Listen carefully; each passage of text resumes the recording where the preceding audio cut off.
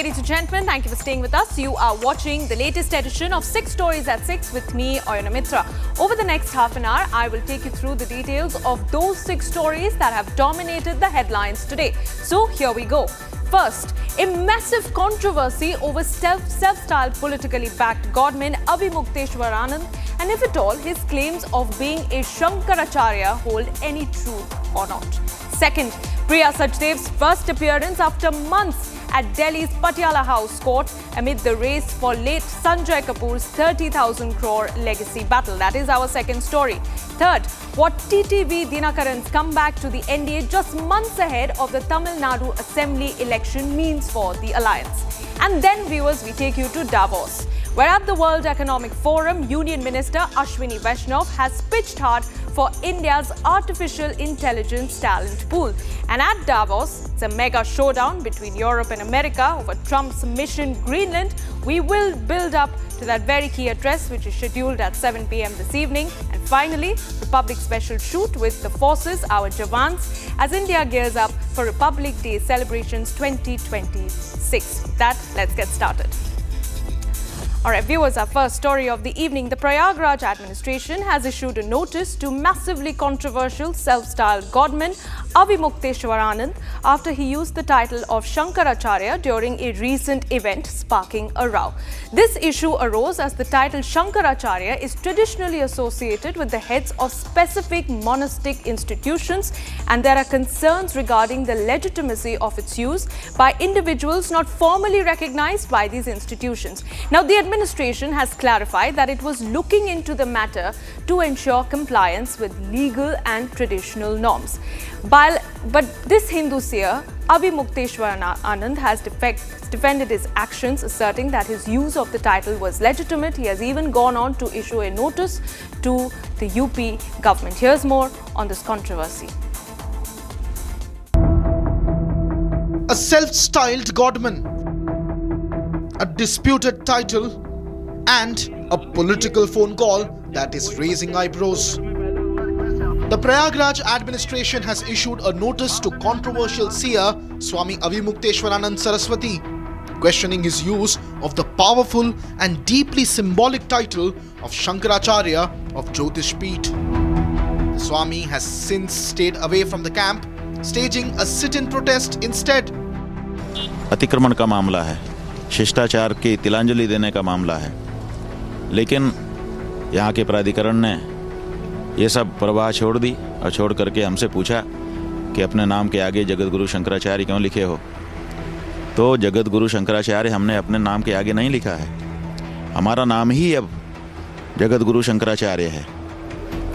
वो उनको अभी ये बात नहीं समझ में आई है, पता नहीं है।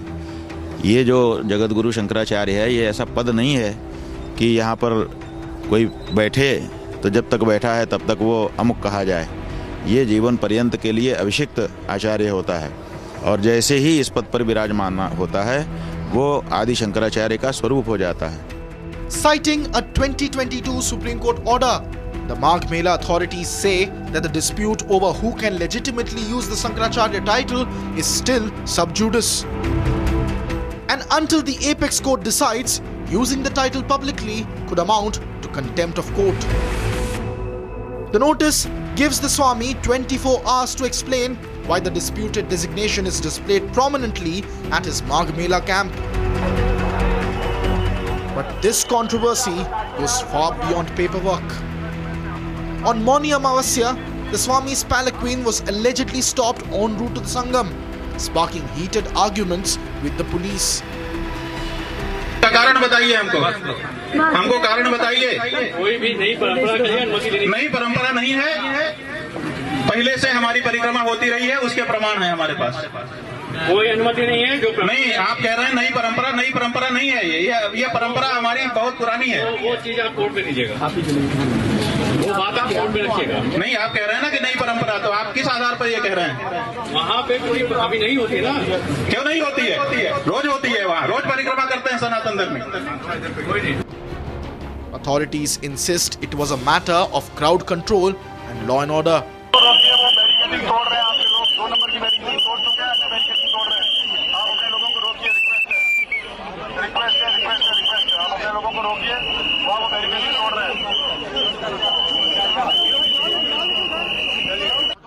होकर के पुलिस के साथ प्लीज अराजकता ना करें, इतना रिक्वेस्ट है आप लोगों से, सभी से, प्लीज प्लीज प्लीज आपसे निवेदन है, आपसे रिक्वेस्ट है, प्लीज आप न करें। Then came the moment that set political circles buzzing. A phone call to Samajwadi Party chief Akhilesh Yadav. Narayan कैसे हैं आप?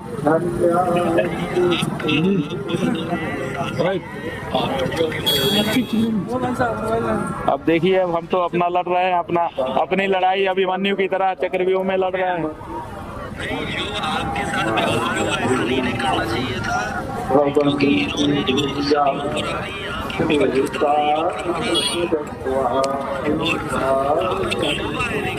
देखिए, जब कोई बच्चा हिंदू घर में पैदा होता है, हिंदू माँ बाप से, जन्मते ही उसका गंगा यमुना में स्नान करने का जन्मसिद्ध अधिकार हो जाता है, उससे उसको वंचित नहीं किया जा सकता। इन्होंने हमको संगम स्नान से वंचित कर दिया।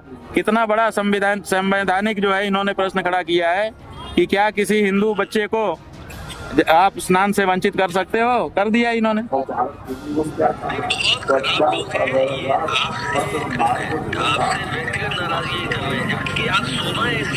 हाँ जी सही है। आप देखिए बनारस में तोड़ दिया, आपसे अच्छा कौन नहीं जानता इस साल कितने मंदिर तोड़े इन्होंने, कितनी।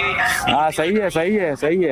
आप तो वहाँ के हैं, आप सब और देखिए फिर खबर बदल दी कि कोई नहीं तोड़ा, कुछ नहीं तोड़ा, सारा तोड़ दिया इन्होंने। 150 मंदिर हमारे तोड़ दिए हैं और अभी भी तोड़ते चले जा रहे हैं। और कईयों पे तो अवशेष रखे हुए मंदिर के टूटे हुए। यही बात है। तो हम आपके साथ हैं, पंडित जी आएंगे, आपसे मिलेंगे आके। ठीक है जी, ठीक है। As Prayagraj prepares for its grand spiritual gathering, one question refuses to fade. Is this self-styled godman fake or real? Right, viewers, it's a major twist in the high-profile Sunjay Kapur inheritance battle case. A new legal angle has now emerged in court. Rani Kapur, the mother of late industrialist Sunjay Kapur, has filed a case against her daughter-in-law Priya Sachdev, making explosive allegations of fraud and deception. Here's the latest from Delhi's Patiala House Court. The battle for the 30,000 crore inheritance of deceased industrialist Sunjay Kapur has intensified in court. Marking her first public appearance after months, this was Priya Sachdev in court earlier today. In a fresh twist, Rani Kapur has filed a lawsuit before the Delhi High Court seeking cancellation of the family trust. Rani Kapur has claimed that after Sunjay Kapur's demise, her daughter-in-law took swift steps to assume control over the key Sona Group companies. She claims she was repeatedly made to sign documents including blank papers under the pretext of administrative convenience. Watch how Priya maintains silence. Priya, would you like to speak something? रानी जी ने case किया आपके खिलाफ high court में। In another statement, the plaintiff claims that she was under the blind curtains that her late son made exclusive beneficiary of entire legacy and estate. 2 lawsuits, a legacy worth crores, and one family. Who is the real here? And ahead of the 2026 Tamil Nadu Assembly elections, AMMK chief TTV Dinakaran has rejoined the NDA fold, formally backing AIADMK leader EK Palniswamy as the chief ministerial face for the alliance. This move is being seen as a strategic attempt to consolidate all anti-DMK votes in the state and revive the Amma politics in the state, as was seen during the era of J. Jayalalitha. Take a look. The battleground for polling is gearing up in the state of Tamil Nadu. With just 4 months left for the elections to happen, the 17th Legislative Assembly elections is going to be one of a kind because there's multiple new parties, multiple new alliances, old alliances coming back together and old alliances breaking up as well. The main question here is, will these alliances actually make an impact in the upcoming elections? It's a new beginning, says TTV Dinakaran, as he's officially back in the NDA's fold in Tamil Nadu. I am very happy and I am very glad that I have rejoined NDA. Surely we are going to form our Amma's government in Tamil Nadu. After the announcement, Dinakaran met Piyush Goyal, who is BJP's election in charge for Tamil Nadu. Senior leader of the NDA My brother Thiru Dinakaran has decided to come back to the NDA family. Thiru Dinakaran was with my father in the Rajya Sabha in the period 2004 to 2007, and since then I have seen his good work, I have seen his popularity, I have seen his leadership skills. With this move, the AMMK has ended years of political distance with the BJP. After the AIDMK split, a reunion crucial ahead of the 2026 elections. And we are all brothers, we had fight. Now I have forgotten everything. See, in the interest of Tamil Nadu and the interest of my party, I have given up everything. Only my thought is, only there is in my mind that we should form NDA government in Tamil Nadu. In a social media post, Palaniswamy welcomed TTV into the alliance. Dinakaran then went to meet Palaniswamy at his residence, projecting unity within the opposition camp. The AMMK chief also revived the Jayalalitha's legacy pitch, now in a show-off demonstration of strength of the NDA. Surely we are going to form our Amma's government in Tamil Nadu, because in 2021, Honorable Amit Shah ji tried for this to bring Amma's government. Now he succeeded in it. Surely we are going to form Amma's government in Tamil Nadu. With BJP as the national anchor and AMMK as a regional vote consolidator, the idea is build a stronger, wider political front in Tamil Nadu. In politics, nobody knows what will happen today and what will happen tomorrow. But one aim for us is to bring back Amma's government again. It's the only aim we have now. And our leader, Mr. T.T. Dinakaran, wants his cadres to get inside that victory in this election, because 21st itself we tried for it. This alliance reset changes the political geometry of Tamil Nadu. With TTV Dinakaran back in the NDA, the opposition chessboard in Tamil Nadu has been pre-drawn. After J. Jayalalitha's dad, TTV Dinakaran had split his party, which then made on to be the AMMK, which was in alliance with the NDA until 2 months back, and broke up because they did not get enough respect from their alliance leader K. Edappadi Palaniswamy, who is the face of NDA in the state of Tamil Nadu. Now, taking away the differences between the AIDMK and the AMMK, TTV Dinakaran has decided to forego the issues that's been happening in the inter-party issues, while they were focusing on unanimously unifying the AIDMK as one. However, later he said that he did not want to be part of AIDMK, and that's the reason he split from NDA. Now, coming back to it, TTV Dinakaran has again joined the NDA alliance and saying that their only goal is to remove the DMK and the MK Stallin's family from its far. So we can look forward for anti-stance DMK parties all coming together under the NDA banner. No, they are with BJP. They have to succumb to BJP's pressure. Anybody who had cases against them have to succumb to the BJP's pressure. Only then they can be saved. That is why.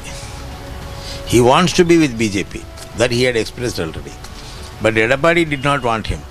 Now Edappadi says, okay, it is okay with him. See, Edappadi has changed his stance. That also should be noted in this case.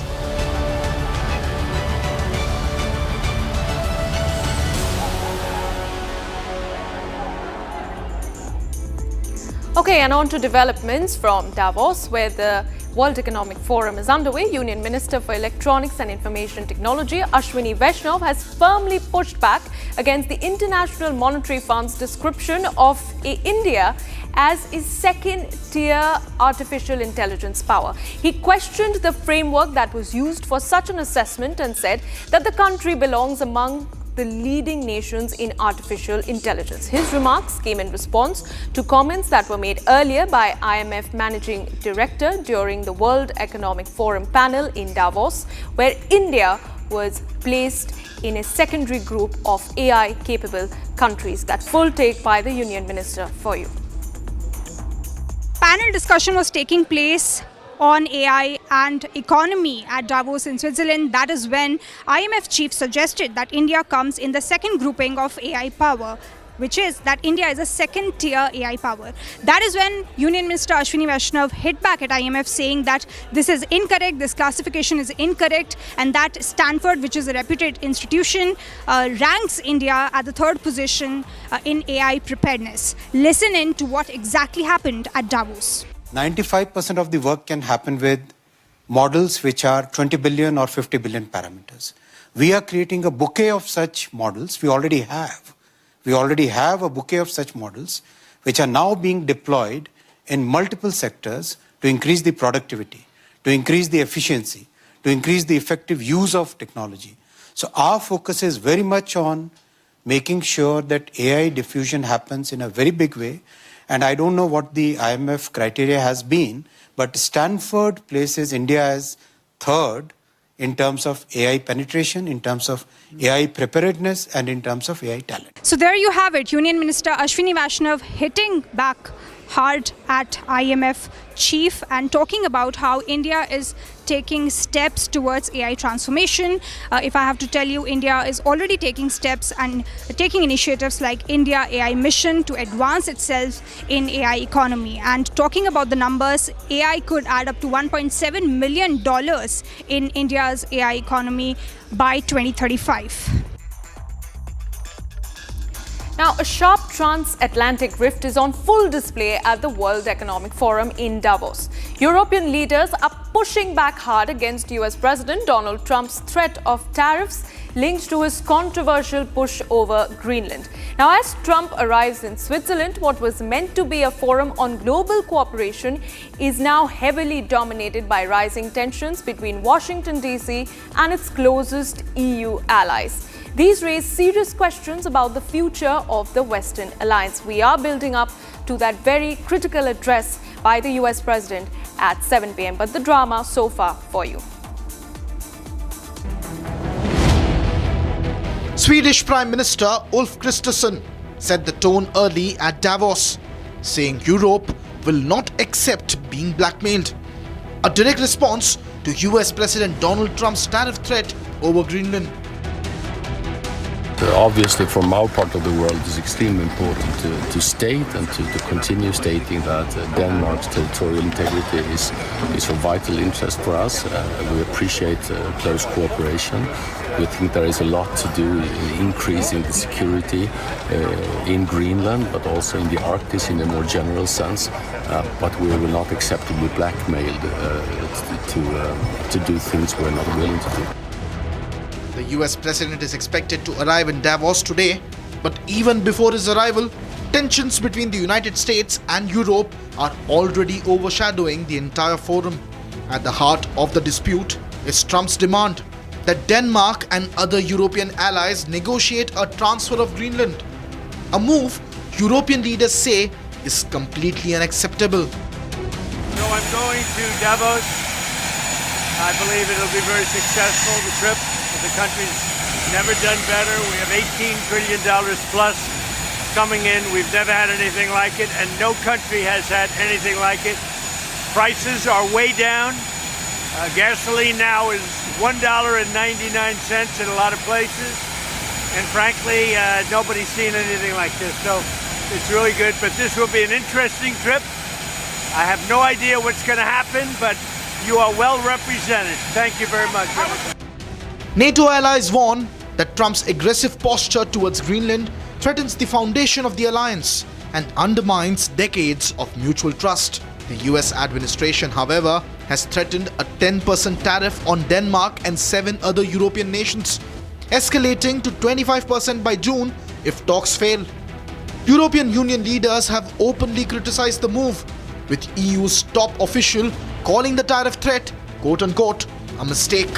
French President Emmanuel Macron has now warned that the EU can retaliate, using its most powerful trade weapon, often referred to as the trade bazooka.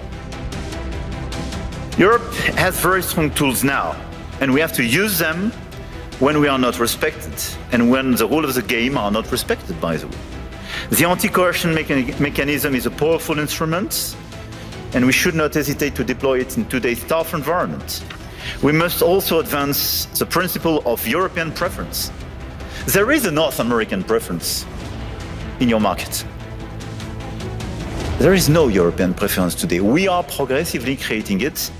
However, US's Treasury Secretary Scott Bessent has dismissed Europe's reaction, calling it anger and bitterness. The president obviously believes that national security is economic security is national security, and we're not putting a 10% tariff on Greenland. We're putting a 10% tariff on the 8 countries that chose to send troops to Greenland.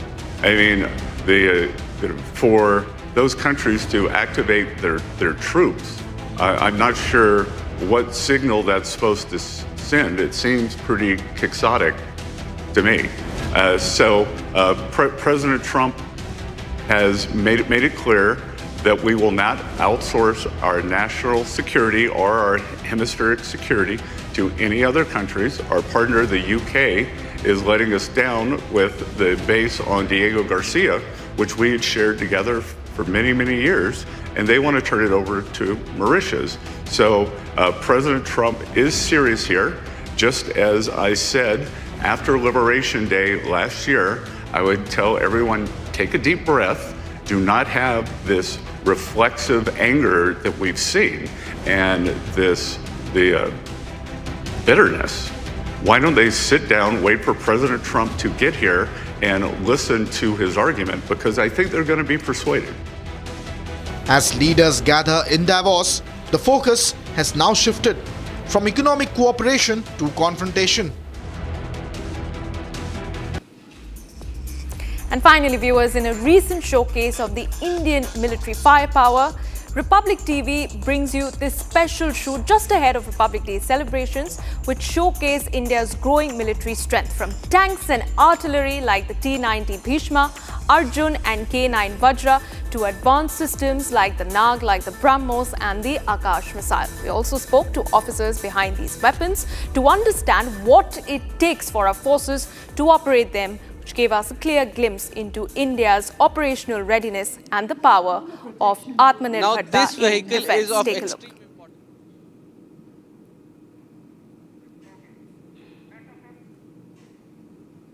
Medium machine gun, anti tank guided missile एवं drone से सुसज्जित है, जो दुश्मन की जानकारी देने के साथ साथ दुश्मन के बंकरों एवं उसके तोपखानों को नष्ट करने की क्षमता रखता है। अटल लोहे का वक्ष स्टील का संकल्प बना, युद्ध काल हो या सीमाओं का मैदान, हर शत्रु को भस्म करे, यह है भीष्म टैंक महान।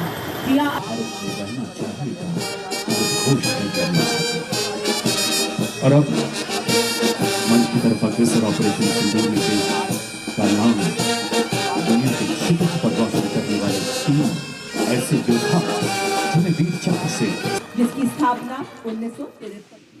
All right, viewers, that's all that we had for you in this edition of 6 Stories at 6. But do stay on with us, because from 6:30, it's Republic TV special coverage as we build up to that address by the US President at Davos. Thanks for watching.